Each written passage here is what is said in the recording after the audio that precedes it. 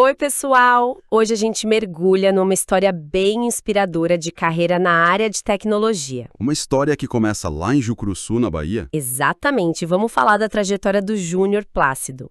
A nossa conversa aqui se baseia bastante num artigo legal do portal Jucurunet. Que celebra o aniversário dele, mas vai além, né? Conta a história toda. Isso, e a ideia é tentar entender, sabe, quais foram os pontos-chave nesse caminho dele, desde um começo mais humilde até se tornar uma referência. Um percurso interessante pra gente analisar. Ok, vamos desempacotar isso então.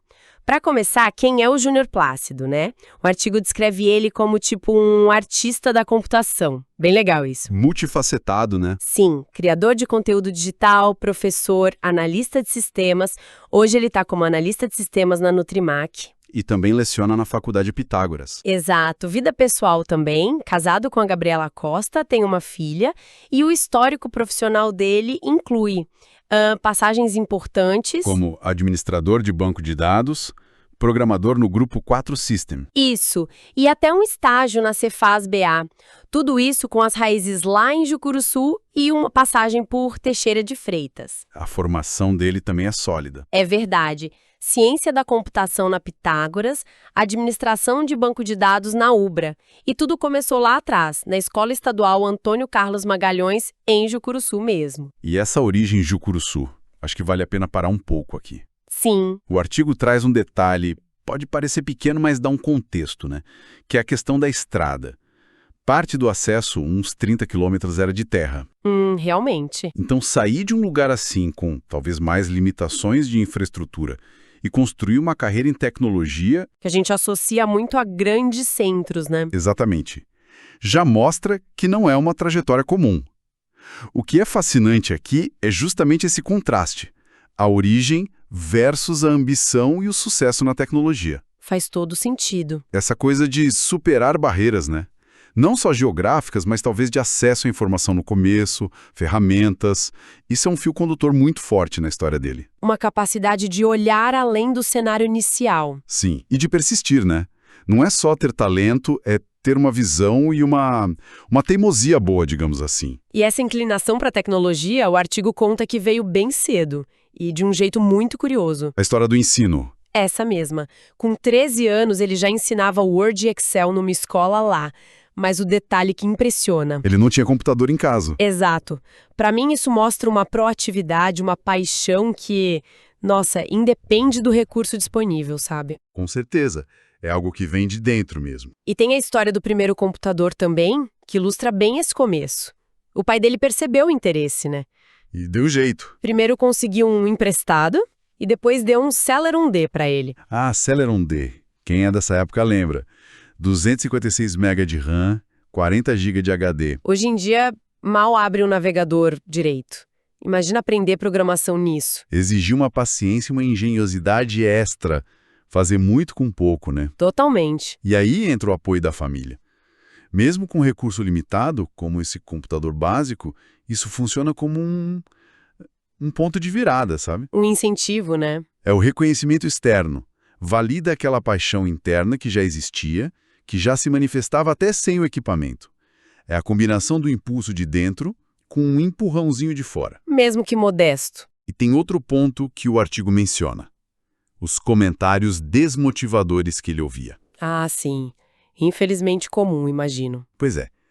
Isso toca na resiliência mental. Imagina num lugar com limitações, talvez com pouca gente entendendo o potencial da tecnologia naquela época. Ouviam isso não vai dar em nada. Exato. A capacidade de filtrar isso, de manter o foco na própria visão e continuar aprendendo. Isso mostra uma força interna, uma autoconfiança muito grande desde cedo. Não era só superar a falta de recurso, era superar a descrença também. Fundamental. E essa persistência toda levou ele a fundar a Sistematizei, em 2019. Com qual propósito? A ideia era bem clara, ensinar a computação de um jeito mais leve, mais acessível. Desmistificar as coisas. Tipo, descomplicar o tecniquez. Exato. O artigo até cita o exemplo de ajudar alunos com arrays, que, para quem não é da área, né, pode parecer um bicho de 7 cabeças no começo.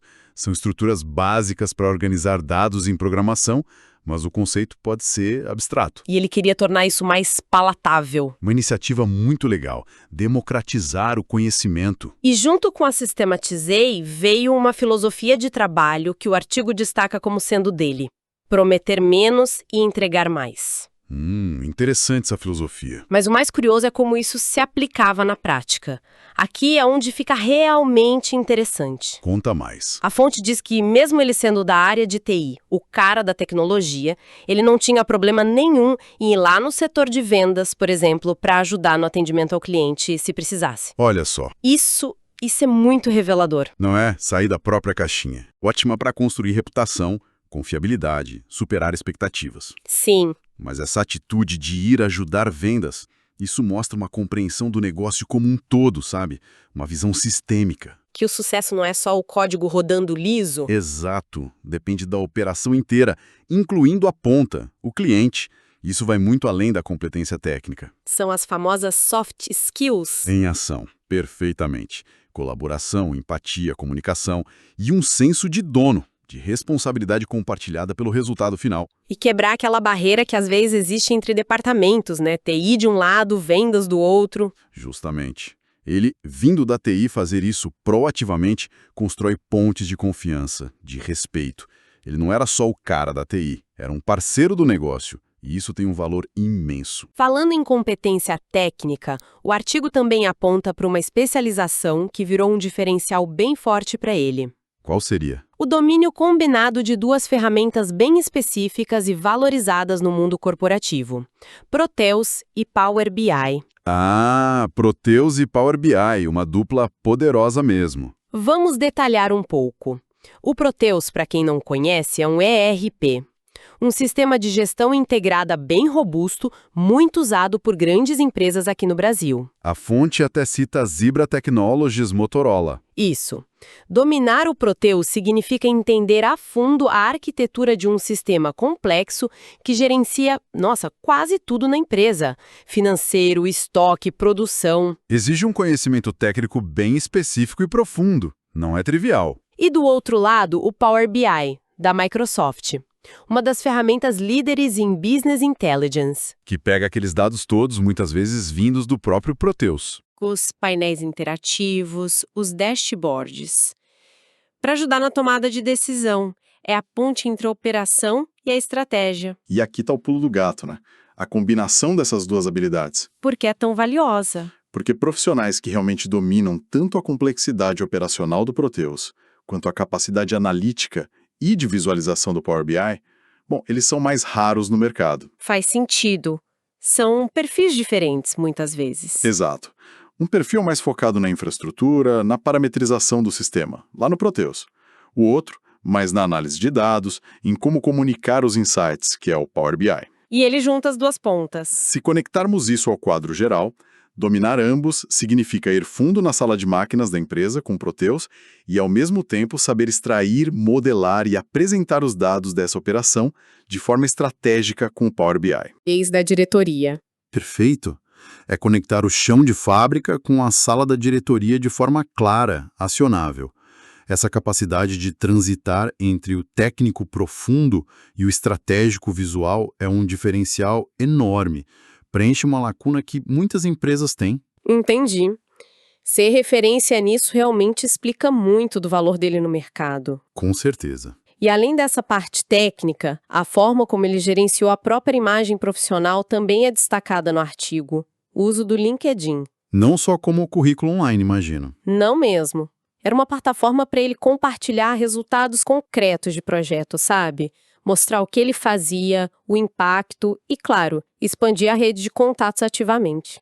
Usar de forma estratégica. Sim. Segundo a fonte, essa abordagem mais proativa no LinkedIn abriu portas para ele prestar serviços além do emprego formal. Isso faz toda a diferença hoje em dia. Ele também levou essa experiência para outros lugares, como participar de um podcast da Xperium.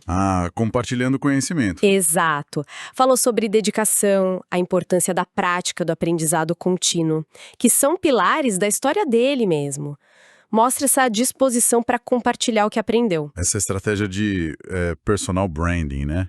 E networking ativo é é crucial hoje, especialmente em tecnologia. Sim. Usar o LinkedIn como ele parece ter usado para demonstrar valor, construir relacionamento, não só procurar vaga, é uma ferramenta poderosa para construir reputação e atrair oportunidades. Mostrar resultados é mais forte que só listar habilidades. Muito mais. E a participação no podcast reforça isso.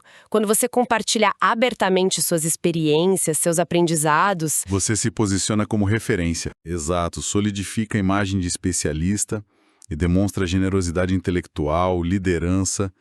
Isso atrai conexões melhores, acelera o reconhecimento. As pessoas te veem não só como alguém que sabe fazer, mas que entende o processo e quer ajudar os outros. Isso cria um capital social valiosíssimo. Então, juntando as peças, a gente vê um quadro bem consistente, né? A trajetória do Júnior Plácido desde lá de Jucuruçu. Passando pelas dificuldades, a descrença. O foco na paixão pela tecnologia, a especialização inteligente no Proteus e Power BI A postura colaborativa no trabalho, ajudando outras áreas. e o uso estratégico das redes. Tudo isso forma uma história muito forte de persistência, de visão de longo prazo. Uma bela jornada. O artigo termina falando do orgulho de Jucuruçu por ele, né? Não só pelo sucesso, mas pela pessoa que ele se tornou, mantendo a conexão com as origens. É, sem dúvida, uma história que inspira. Sim. E os temas que ficam são muito claros, né? A resiliência, essa capacidade de seguir em frente apesar dos obstáculos, talvez seja o mais óbvio. E o aprendizado contínuo. Em tecnologia, não tem como fugir. É pré-requisito. E a combinação inteligente das competências técnicas, as hard skills, com as habilidades interpessoais, as soft skills. O exemplo da ajuda às vendas foi perfeito para ilustrar isso. Visão de negócio. Exatamente. E no fundo, a prova de que a dedicação, o foco, podem sim redefinir as possibilidades que o ponto de partida parecia oferecer.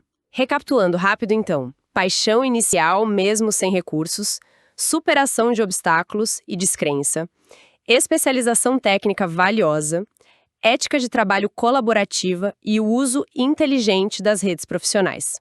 Foram muitos fatores. Muitos fatores importantes.